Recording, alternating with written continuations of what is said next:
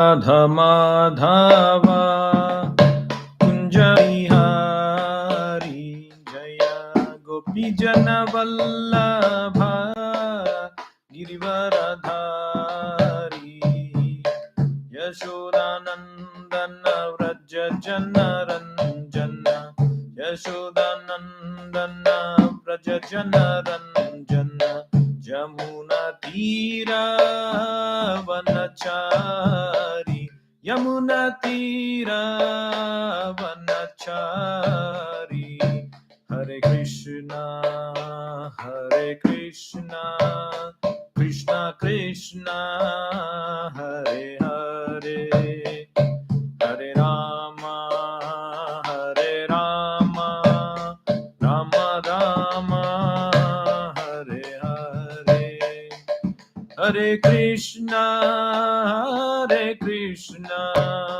Krishna Krishna Hare Hare Hare Rama Rama Rama Hare Hare Hare Krishna Krishna Krishna Hare Hare Hare Ram Ram Ram Hare Hare Hare Krishna Krishna Krishna Hare Hare Hare Ram Ram Ram Hare Hare Krishna Krishna Krishna Hare Hare Hare Rama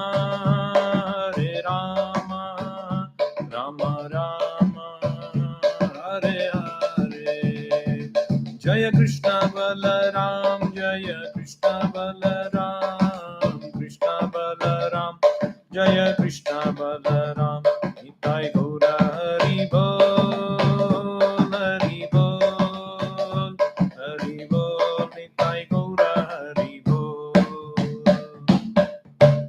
Jai Srila Prabhupada ki Jai Sri Nitai Gauranga ki Jai Sri Krishna Balaram ki Jai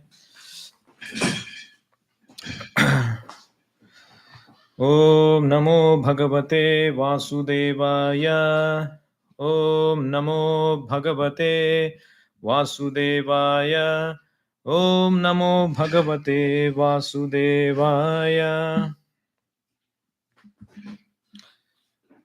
Om Ajnanatimirandhasya Gnananjanashalakaya Chakshurunmilitam Yena Tasmai Sri Gurave Namaha Namo Om Vishnupadaya Krishna Presthaya Bhutale Srimate Bhaktivedanta Swamin iti namine Namaste Saraswate Deve Gauravani Pracharine Nirvisesha Shunyavadi Paschatya Deshatarine Jaya Sri Krishna Chaitanya Prabhu Nityananda Sri Advaita Gadadhara Sri Vasadi Gaura Bhakta Vrinda Hare Krishna Krishna Krishna Hare Hare Hare Rama Rama Rama Hare Hare Hare Krishna. Welcome everyone. Today we will be discussing from Bhagavad Gita as it is, chapter 18, verse 69 as well as 70. 69 Krishna says, Nacha tasman manushyeshu kaschin me priyakrittamaha bhavita nacha me tasmat anyah priyataro bhuvi. What it means is, Krishna is saying, there is nobody dear, or the most dear person to me is that person who gives this knowledge of Bhagavad Gita to others. In Manushyeshu, among people, Kaschin me priyakrittamaha, who is more dear to me is that person who is giving this knowledge of Bhagavad Gita. Nor will there be anyone more dear in future. Bhavita nacha me tasmat anyaha priyataraha bhuvi. So here we can find how Krishna, who can become more dear to Krishna, who is giving this knowledge of Bhagavad Gita to others. That is the most important service which pleases Krishna. and makes that person very dear to Krishna. And in the next verse, Krishna says, Adhyeshyate chaya imam dharmyam samvadamavayoho gnanayagnena tenaham ishtahasyam iti me matihi. Adhyeshyate means adhyayana, or one studies. Imam dharmyam samvadam avayoho, the sacred conversation, dharmyam samvadam avayoho, our sacred conversation. Anyone studies nicely, adhyeshyate, what he will do? He will worship me with his intelligence. Ishtaha, aham ishtaha. Ishtaha means worship. They worship me, gnana yagnena, with their intelligence.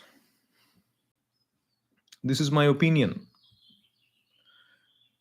So you can see how Krishna is saying in these two verses, firstly, how one can become most dear to him.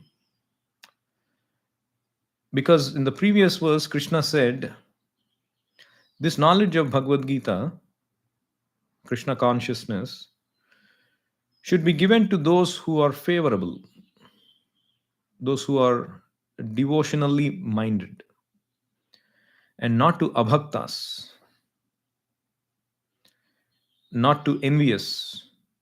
Idam te na tapaskaya na abhaktaya kadachana na cha susrushave vachyam na cha mam yobhyasuyati. Abhyasuyati, one who envies Krishna, one who is not austere, one who is not a devotee of Krishna, one who does not like to do service to Krishna, one should not give this knowledge because they don't understand this, that Krishna can be the supreme personality of Godhead, transcendental to the modes of material nature. How an ordinary person, Krishna is an ordinary person, you are calling him God, the creator of everything, and we have to surrender to him, and people misunderstand him. There are statements in Bhagavad Gita by which people misunderstand. That's why Krishna is very protective. He doesn't want people to misunderstand. He doesn't want people to commit offenses. He respects the free will of the jiva. They want to enjoy, so-called enjoy in this material world. Krishna is enabling them to so-called enjoy. But the devotee, he takes a risk in giving this knowledge to everyone, including those envious people, those agnostics, those miscreants, by taking all risks. That is why Krishna says he is very dear to him. The devotees, when Prabhupada went to US, to the West, to give Krishna consciousness to everyone, especially the Westerners, many of them took to Krishna consciousness and they imbibed the spirit of Srila Prabhupada and they went out and preached like him. So there was one young student who was 17 years old. So he was very much interested in looking for some real answer to life's questions. So, but it all appeared very mysterious to him. What is life? What is death? Is there life after death? He could not get any convincing answer. So he discovered that this temple, Hare Krishna temple, was very close to his house. So he got the invitation for the Sunday feast. Somehow he saw that flyer somewhere. So he went to the Sunday feast and he found it very impressive, the atmosphere, the discussion, the philosophy. And it so happened that within a month, our founder Acharya, Srila Prabhupada, also arrived at the temple. That was in summer. And he came and he gave a class. He came from a very long distance in the flight and all of that. But it seemed like he was not at all tired. So this devotee or this young student, he was very impressed how this old man, seemingly old man, is very fresh, very energetic, very enthusiastic, and the topics, concepts he is talking is so crystal clear. And he became very convinced very quickly that he was in touch with God by hearing that vibration. He got so much of clear information from Prabhupada's philosophy, which is presented as it is.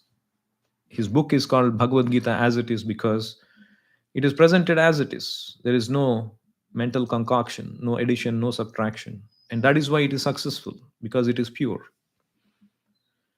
So the student became very convinced about the philosophy, and his consciousness became completely attracted to Krishna. And that week in the temple completely changed his life. And he eventually joined the temple.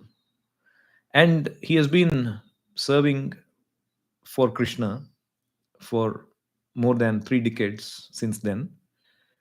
And Prabhupada's spirit is still running in his life. And he had distributed Prabhupada's books for many years. And he had faced jail time many times. He would be, because many countries, he would travel many countries and they would ban doing this street sankirtana and approaching people and or talking about religion and so on and so forth. So, and he was put in jail, and then they later released him. And in Greece, he recounted how somebody tried to kill him with a knife. But in spite of all those difficulties, he's still continuing his service to Prabhupada. And that is why Krishna says, one who tries to give this knowledge to others is very, very dear to me. Srila Prabhupada once said, it takes 100 tons of blood to turn one man into Krishna consciousness. Because the jiva, the living entity, has his free will. He wants to enjoy, so called enjoy this life or so called free life. I want to be free. I want to be independent. I don't want to serve anybody. But unfortunately, little does he know that he is already serving. He cannot be without service. That is the nature of the jiva. At office, you serve your manager. Even if you become the prime minister or president, you are serving the people. Ultimately, you are serving your senses. And serving senses means it is not for your good. Jodendriya tahekal. The acharyas say that serving senses means you are getting closer to death. When you become attracted to senses and go by the sense attraction, you're drawing, that is end of your spiritual life or even material life. You may be born in a lower species. The famous example given from Shastra is the moth. The moth is so enamored by the vision that it is drawn towards, it is attracted towards the fire without knowing that the fire is dangerous for its existence.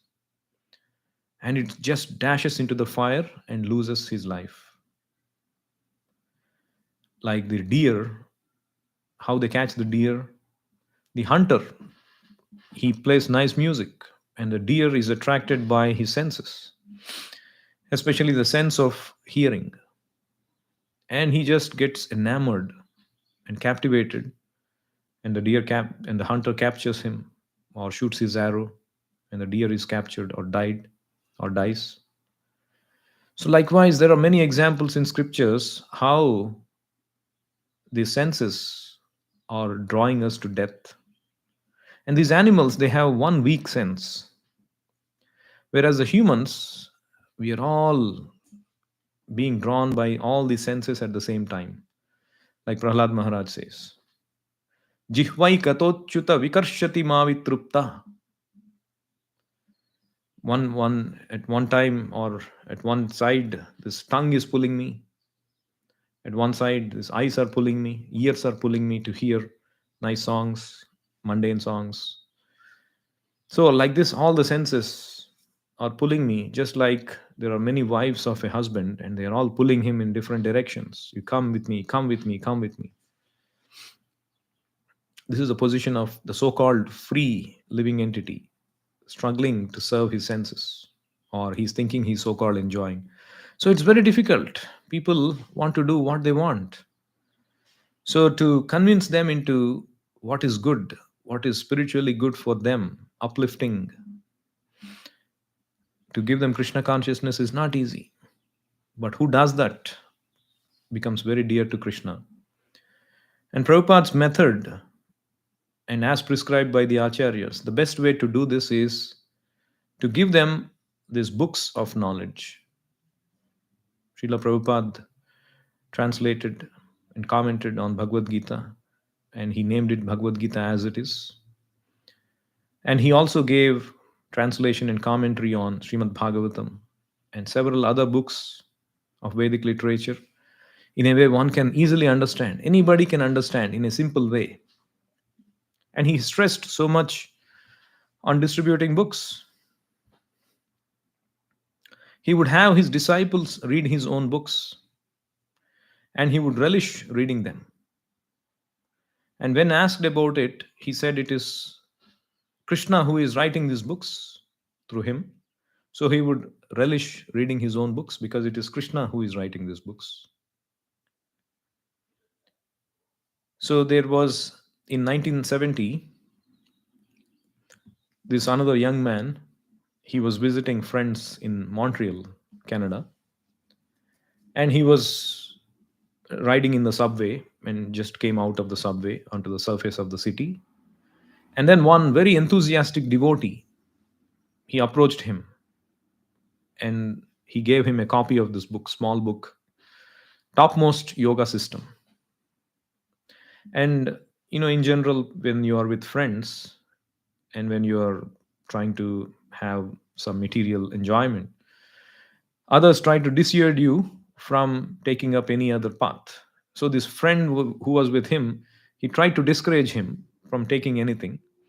But because he was curious, he took the book and gave the donation, some donation to the devotee.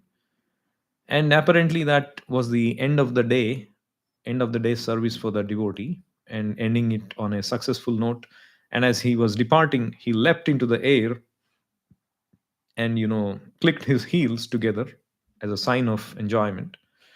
So this young man was thinking, oh, these people are truly enthusiastic.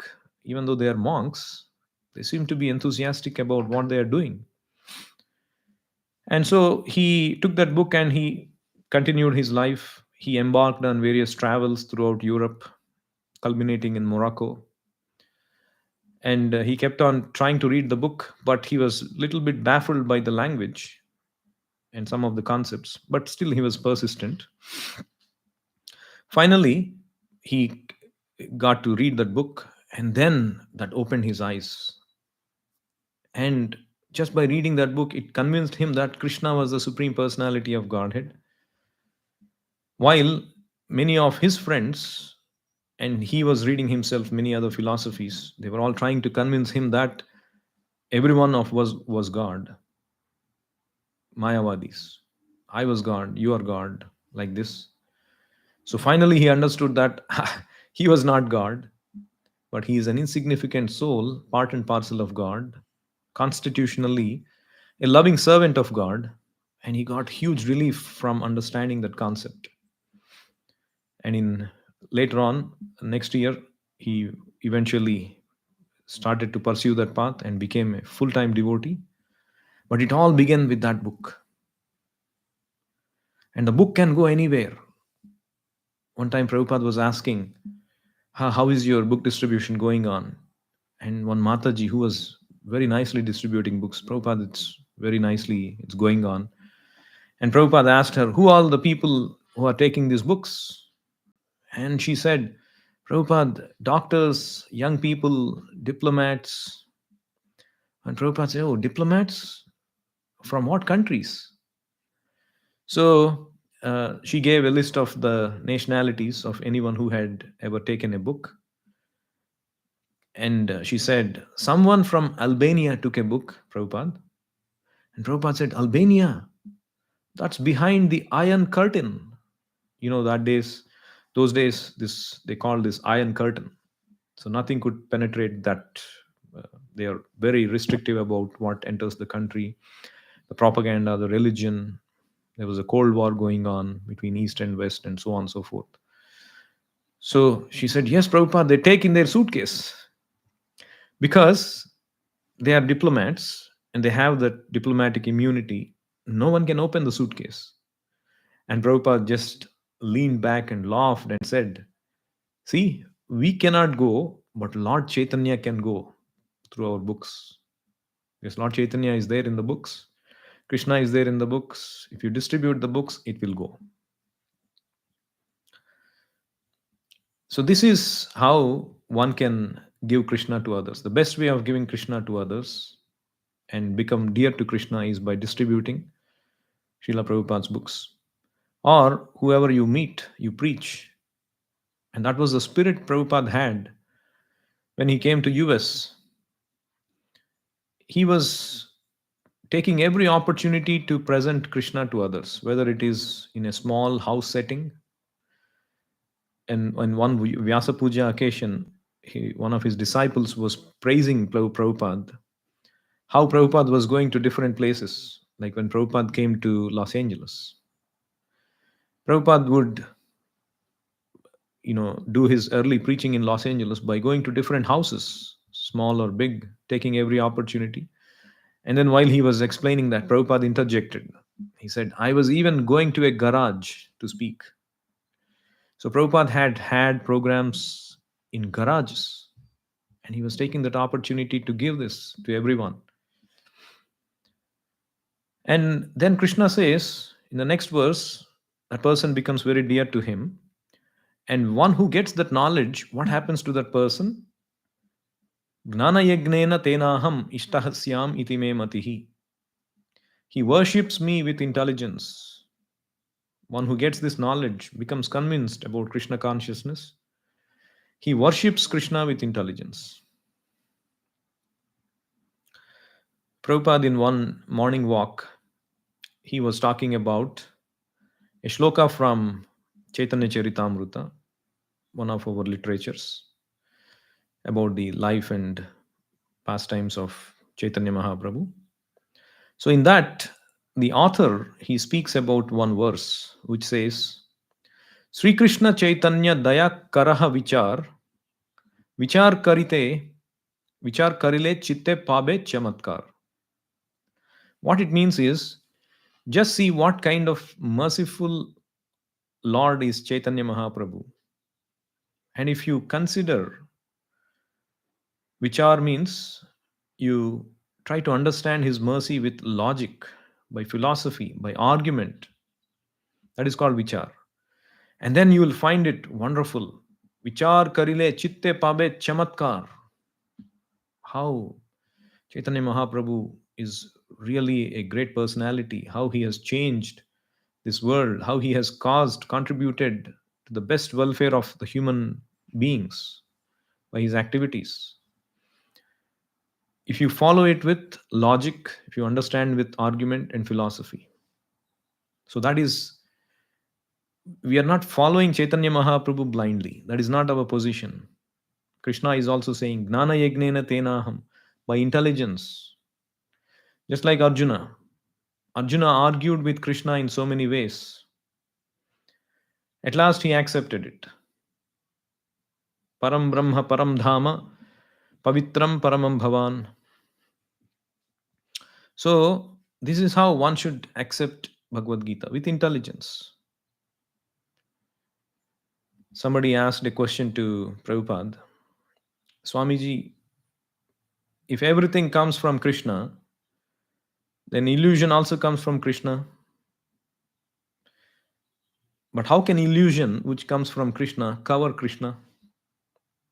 We say that we are all in illusion, and that is why we are unable to come to Krishna consciousness. We are unable to see the reality of Krishna consciousness. We are struggling in this material world because of illusion. So, how can illusion cover Krishna? So, it was a very intelligent question. And this is how one should understand by inquiry and logic and argument. And Prabhupada replied very nicely. He gave an analogy. Everything comes from the sun. The cloud also comes from the sun. But the cloud, does it actually cover the sun? The cloud covers our vision of the sun, but the sun is never covered. The cloud may be a few hundred feet or maybe a few miles, but the sun is so huge. Even though the cloud is a product of the sun, the cloud covers our vision. So it is like that. We should understand with argument, logic. At one point when Prabhupada was there, they were conducting these activities of Krishna conscious talks in different places, and Prabhupada's disciples were doing it. And in one place in France, the talk was so captivating that the people who came for the talk, they stayed back late into the night, and the person who rented the hall, he was coming and urging the devotees, oh, you should please hurry up, I need to go and all of that. And Prabhupada said, yes, any reasonable man will find our subject matter interesting. So if you actually try to follow Bhagavad Gita and study it with intelligence, you find it very interesting. Prabhupada said, he quoted actually Bible, and he said, Bible says there was only word in the beginning. Word means sound. So in the beginning there was a word or sound. So that means anything material, this word which caused this material creation cannot also be part of material creation, because the moment you say the word or sound is of material creation, what created that? Because we are saying matter cannot come from matter at the beginning of creation. Origin of matter has to be something beyond matter.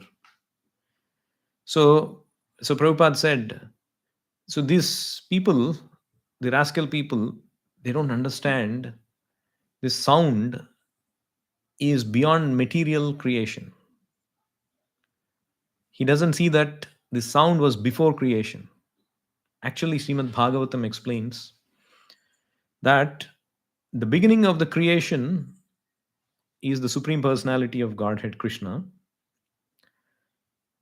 Krishna caused this creation. Even in Bhagavad Gita, he says, Aham sarvasya prabhavaha mattaha sarvam pravartate. I am the origin of everything. From me comes everything. So, at the beginning of creation, there is shabda, sound. Modern science also admits the beginning of creation is sound. There are so many sound theories. So many books are published. So, sound is the creation, and from the sound, the sky is created. So, Krishna playing the flute, that flute sound, that it is a Vedic vibration that Lord Brahma hears. And from sound, the sky is created. And this sound travels in the sky. So the sky is created for the medium of the sound. And then sound has to be heard by the ear. So the ear is created. And from sky, air comes. Air is contained in the sky. And from air, with the friction of the air, there is fire. And then the fire generates water. You see any hot substance in a cup you place and you take it away, underneath there is water. Or you close the lid on a hot substance, the water bubbles form. And then at last, this earth from water. So this gradual creation comes from sound, then air, then fire, water, and earth. Bhumi rapo analo vayu, and then come mano buddhi. Eventually, the subtle elements. Come mano buddhi, mind, intelligence, and false ego. So all these things are gradually coming, eventually coming from Krishna. So Prabhupada says, just as this material creation has begun from material sound under the impelling method by the Supreme Personality of Godhead, similarly, By spiritual sound, you can get out of it. Sound is a central point. Like Krishna's flute, I said, the sound of Krishna's flute comes to this material world, and Lord Brahma hears it as Vedic knowledge. But when it is mixed with Tamoguna, then that is the start of this material creation. So if you directly catch that sound is Shabda Brahman, spiritual sound, the Vedic sound, Omkara. So the Vedic sound begins with Om. So if we capture that sound and make further progress, that's what is said in Vedanta Sutra, Shabdad Anavrittihi. Shabdad Anavritti means no more repetition of birth and death by Omkara. So Krishna also says, if you chant Omkara at the time of death and remember me, you go back to spiritual world. If you chant Hare Krishna, you go to Krishna's planet. If you chant Omkara, you go to spiritual sky. So Hare Krishna is directly to Krishna Loka. Omkara, you may go to spiritual sky, beyond this material sky. So like this, one should understand. The knowledge is there in Bhagavad Gita, in Bhagavatam, and one who understands it with intelligence, they will transcend this material world, or they will come to the point of understanding Krishna is the supreme personality of Godhead and worship him. See, the way the scientific world works, they say that, oh, science in religion doesn't have any scope for intelligence.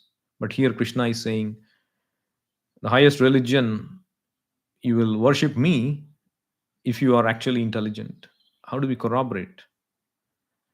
So many years ago, some farmers, they came into a big town with a strange story. They reported that on their farms there were rocks falling from the sky. So the scientific men of the day, they took them as crazy. How could rocks fall from sky? They ridiculed the idea and they sent them back to their farms. But the reports of rocks falling from the sky continued. So the scientists, they cannot deny that fact now. It's a reality. It's happening.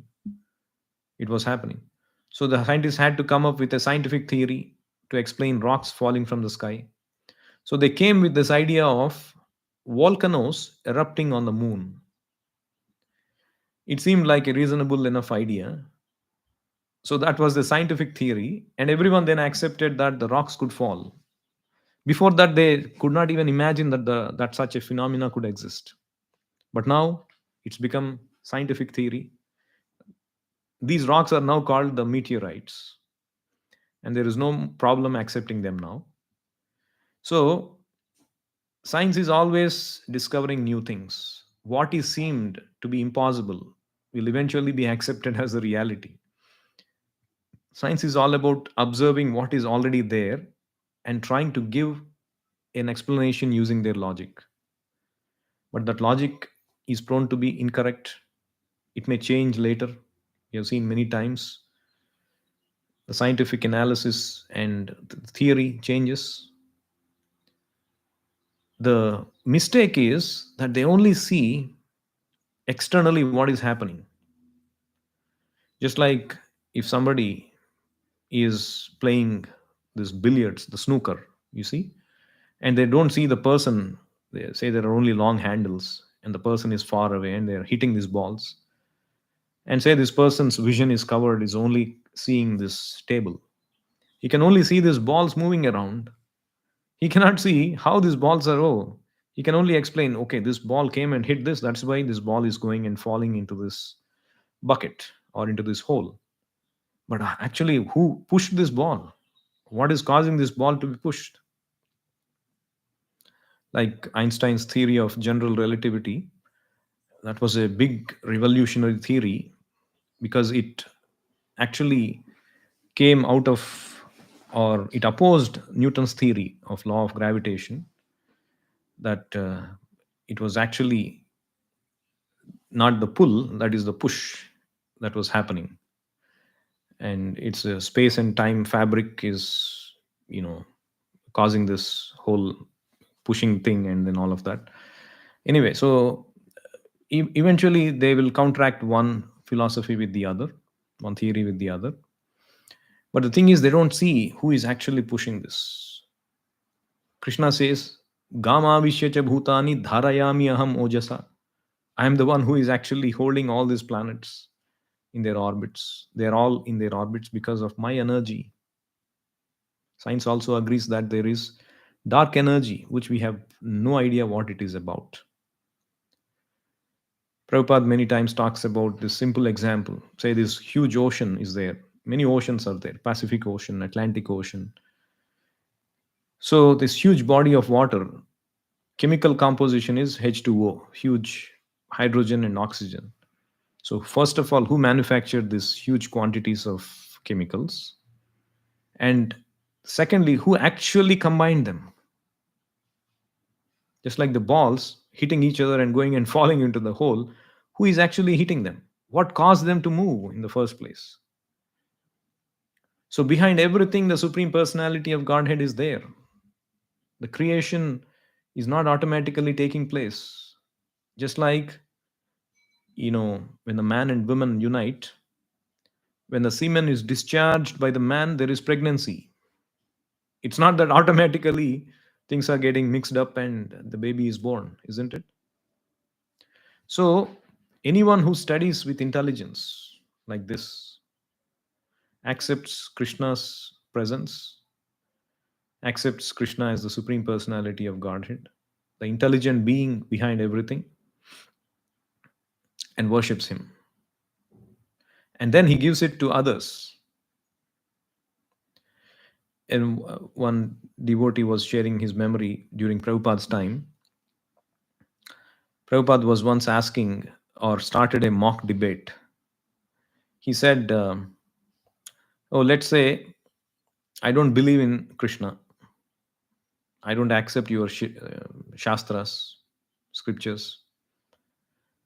So if I'm like that, say I'm a Westerner, I don't have any Vedic background, how will you prove to me that there is a God? So immediately one, one disciple said, Prabhupada, it says in the Brahma Samhita, Ishvaraha Paramaha Krishna, and Prabhupada became a little angry. I said, no Shastra. And somebody said, oh, everything comes from a cause. Prabhupada said, no, you don't know. The other devotees tried to answer. And he said, you also don't know. None of you know. Everybody was trying to give some answer. And then Prabhupada presented his classic argument. He said, do you have a father? And the devotee said, yes. And he asked somebody else, other devotee, do you have a father? They said, yes. And now Prabhupada said, does your father have a father? They said, yes. Does your grandfather have a father? Yes. So Prabhupada argued like this on this basis, that any intelligent person can see that there is God, who is the cause of all causes, by looking for the original father. There must be a father from whom everyone originates. Now, one cannot say, oh, who is the father of God? That is material thinking. Because we are materially in the material world, we can only think according to time. Time started from this material creation. Time, matter, all of this started from this material creation. So we cannot apply material principles. Oh, it must be something which is there. That means it must have caused from something. There must be something behind it. There will be somebody who actually is the origin of everything. That is a spiritual concept. So in this way, one can understand there is God, and one who practices this Krishna consciousness of that of starting with hearing about Krishna and then chanting his holy names, particularly this Maha Mantra in this age, Hare Krishna, Krishna Krishna, Hare Hare, Hare Rama, Rama Hare Hare. So if one continues to hear about Krishna or read Prabhupada's books and chant this holy name, starting at least one mala every day, going up to 16 malas or beyond, if one is able to. Because Krishna has kindly descended, as I was talking about the sound, which is the origin of creation. The spiritual sound, if you can catch that Hare Krishna mantra, the spiritual sound, you get immediately connected to the spiritual world. So one can take advantage. Krishna has come in his holy names. If we can take advantage of his association by chanting his holy names, by hearing about him, and by doing some service, he becomes pleased and makes you more advanced. And by honoring prasadam offered to him, offering of nice food made with sattvic ingredients, Krishna accepts that, and you become purified by honoring that. And in this way, you become progressed. Your impurities are cleansed, and your life will change for good. I'll stop here. If anybody has any questions, please feel free to type it in the chat window. I'll be here for just a bit.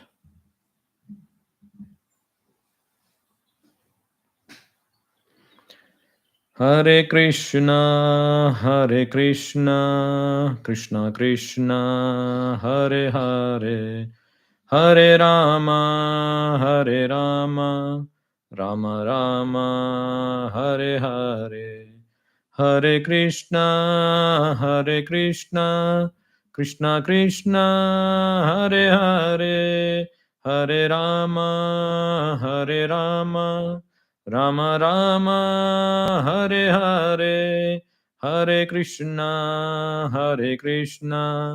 Krishna Krishna, Hare Hare, Hare Rama, Rama Rama, Hare Hare. All right. Thank you, everyone. Hare Krishna, Jai Srila Prabhupada.